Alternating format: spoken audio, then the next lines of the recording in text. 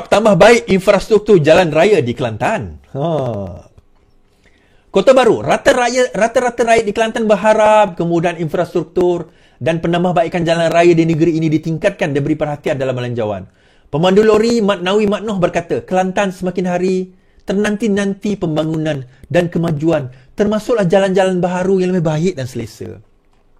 Kami nak Kelantan yang jadi maju, jalan raya dibesarkan, pembangunan sedia ada dibangunkan semula. Ini kerana Kelantan sudah lama mundur dan jangan lupa juga penduduk miskin yang perlu beri bantuan, katanya. Seorang lagi penjual ikan di Pasir Mas, Cik Hassan Jafar, 63 berkata, Kerajaan Perpaduan diketuai Perdana Menteri juga perlu memberi perhatian kepada Kelantan memberikan infrastruktur bagi mengekang banjir.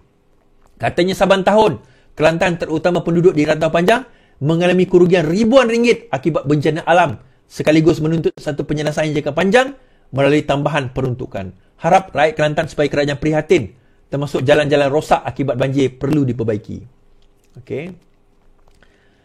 Bantuan STR ini patutnya syarat lebih longgar supaya ramai rakyat merasainya. Jumlah juga perlu dilebihkan sebab kos sara hidup sekarang ini tinggi, kata Muhammad Fatah. Baik. Untuk maklumat rakyat Kelantan juga rakyat Malaysia lah, untuk komentar tentang bagi ini, saya nak bagi tahu. Jalan raya ni dia ada dua. Okay. Jalan raya ni dia ada dua.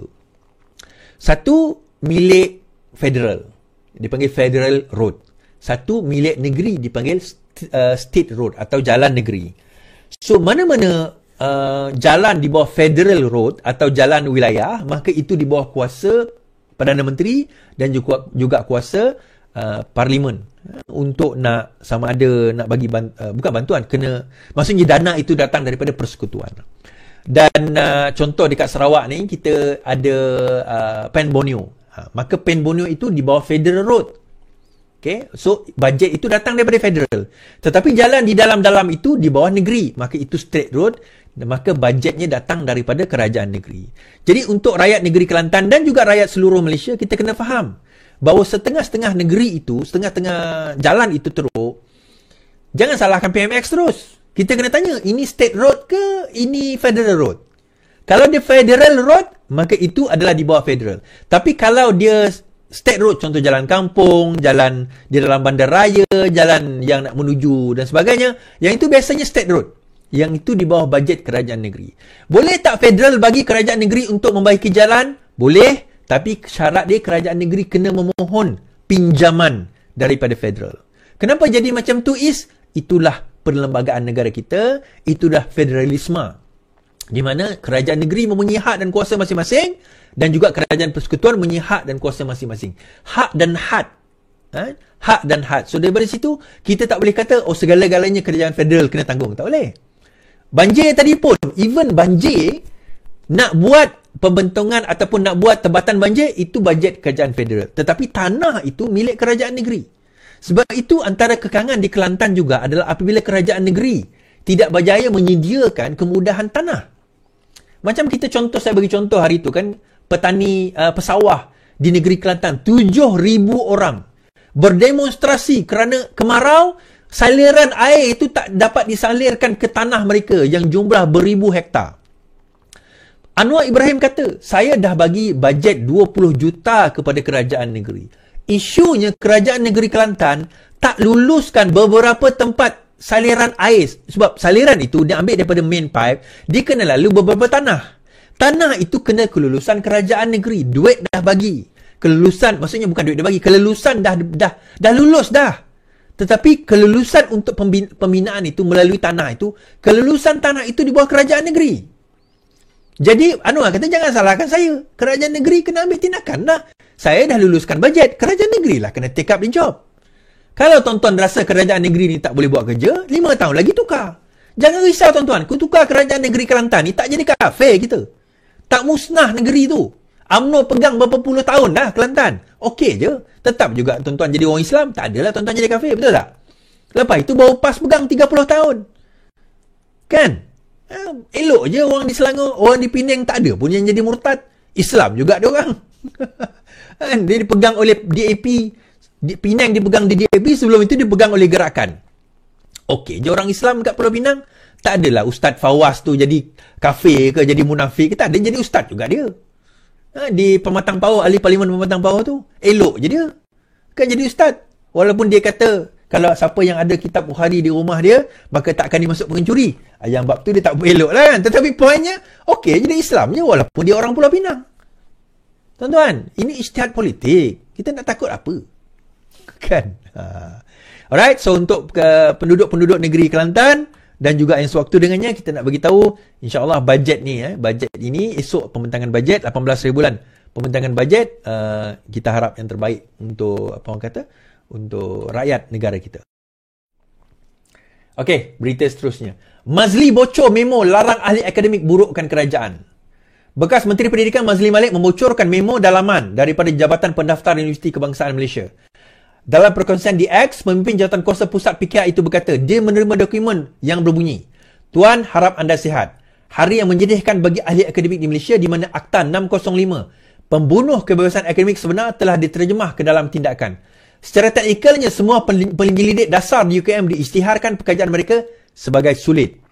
Memo bertarikh 8 Oktober itu mengingatkan ahli akademik supaya tidak membuat kenyataan awam, termasuk di media sosial, melainkan dibenar atau diberi mandat berbuat demikian.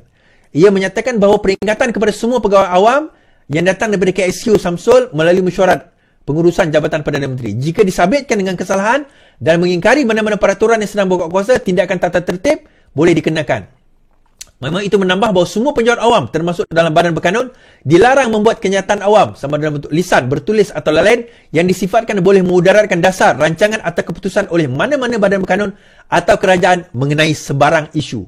Selain itu, memo berkenaan menjelaskan bahawa turut dilarang adalah kenyataan yang disifat memalukan atau memburukkan, membuat ulasan mengenai sebarang kelemahan dalam dasar, rancangan dan keputusan oleh badan berkanun atau kerajaan, atau mengedarkan sebarang kenyataan atau komen yang dibuat diri sendiri atau oleh orang lain. Memo itu menegaskan bahawa sekatan itu dinyatakan dalam Peraturan 18 Sub 1 dan 2 Akta Badan Berkanun, Tata Tertib dan Secharge. Bulan lalu, Perdana Menteri Pentadbiran telah menangani polemik sekitar 3R berkata, ahli akademik tidak akan dihalang daripada bercakap mengenai topik sensitif, tetapi mesti ada hadnya. Ada yang kata, okey tu Is. Pegawai kerajaan buat apa nak sibuk, nak cerita benda tu sebagainya? Kenapa nak, apa masalahnya nak menghalang dia orang? Yelah, dia pegawai kerajaan, tak boleh. Dia macam ni, tuan-tuan. Kita di dalam, bila kita kata kita dalam negara demokrasi, semua orang, termasuk pegawai kerajaan, pihak JLC dan sebagainya, mereka tidak boleh disekat dalam kebebasan bersuara. Okay, itu yang pertama dahulu. Namun kebebasan bersuara itu janganlah keluar daripada kerangka undang-undang yang asas, antaranya 3R. So kalau mereka nak menyatakan sebarang kritikan itu tidak masalah sebenarnya. Bagi saya tidak ada masalah. Tetapi biar kritikan itu atas dasar. Contohnya saya tadi kritik ahli multiwilayah lah. Tapi kau bukan JLC Badan Berkanun, samalah. So kalau sekiranya, ini kalau benda tu kena pada kita, okey lah. Bayangkan satu hari nanti kita jadi pembangkang. Dan ada orang kita duduk dalam kerajaan. So akhirnya dia akan jadi benda yang sama lah. Benda tu dia dipanggil double edged sword. Pedang yang ada dua mata. Sekarang ni dia kena kat musuh kita. Satu hari nanti dia akan kena kat kita. Itu implikasi dia, tuan-tuan. Boleh, tak boleh sekarang ni isu dia tak boleh langsung. Tidak boleh langsung. Erti kata nak keluarkan nyataan tu melainkan kena minta kebenaran dulu. Itu masalah. Perdana Menteri kata tak ada masalah nak bercakap. Tak ada masalah nak membina, nak mengkritik secara progresif, kita kata. Tetapi jangan sampai 3R dan jangan sampai memfitnah. Contoh, ada pegawai kerajaan sebarkan benda yang tak betul, fitnah. Yang tu memang kita larang lah. Tetapi kalau benda itu kritikan yang membina, contoh lah tuan-tuan kan. Contoh, ada dasar kerajaan pendidikan. Yang mana cikgu tak setuju, dia mengemukakan pandangan yang berbeza. Dan dia mengemukakan kritikan-kritikan yang membina. Kenapa yang itu kita larang? Terima kasih. Jessica. Kenapa yang itu kita larang? Poin saya adalah, tuan-tuan, nak kritik-kritik, tapi bagilah kritikan membina. Daripada situ juga, kita akan melahirkan rakyat yang berpemikiran kritis dan tak takut untuk mengkritik kerajaan. Saya dah kata hari tu, saya antara orang yang menentang Akta Hasutan, Akta Sosma. Itu antara akta-akta yang saya tentang daripada dulu, sampai sekarang pun. Kita tiba masa untuk kita mansuhkan. Sekarang ni, daripada kita nak buang akta-akta yang jadi kuku besi, kita pula nak implement akta kuku besi. Masalah tu, tuan-tuan. Dia macam ni. Saya buat live, saya jawab hujah pembangkang. Bila mereka merapu, saya ajak mereka berdebat. Kita pula, masa kita jadi pembangkang, kita kata, kita kena sekat, kita tak boleh bercakap, kita kena tindas. Adakah masa kita jadi kerajaan, kita nak menindas? Sekarang ini ada juga timbul dalam WhatsApp group. Kita kena kembalikan ISA. Saya kata, kalau kita kembalikan ISA, aku minta kau kena tangkap dulu. Boleh? Kita kena kembalikan ISA, kau kena tangkap dululah. Kita punyalah susah payah nak mansuhkan ISA. Tiba-tiba kita pula nak ambil ISA. Sebab apa? Sebab kita tak mampu nak berhujah dengan pembangkang. Sebab media kita lemah. Media kita lemah. Kita tak mampu berhujah dengan pembangkang. Kita lah yang salah. Pembangkang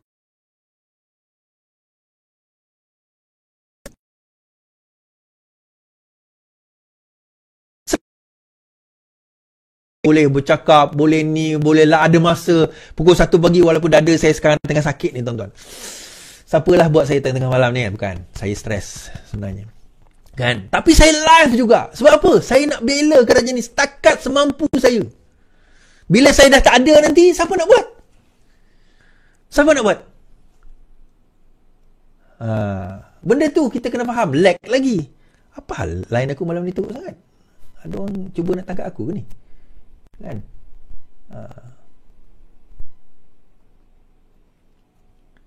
Alright? Tak.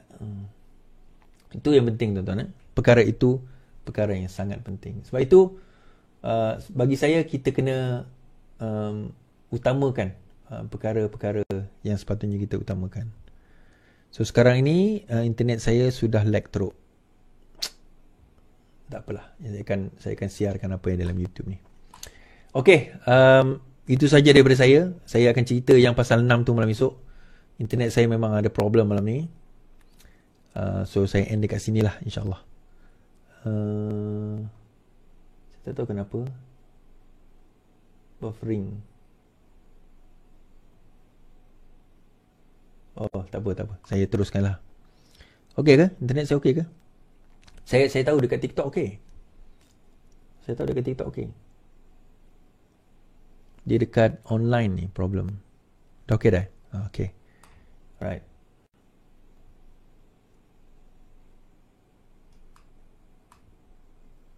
Okey. Sorry hilang. Dia masalah. Saya tak tahu malam ni kenapa internet saya problem.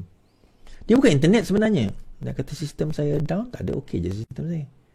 Okey, tak apalah. Saya teruskan lah. Saya ingat nak end je tadi, tapi tak apa, saya teruskan. Okey. Okey. Malaysia kini telah serah nama ikan besar pada Menteri KDN. Malaysia kini menyerahkan 3 nama yang didakwa sebagai ikan besar di sebalik syarikat visa perubatan untuk membawa masuk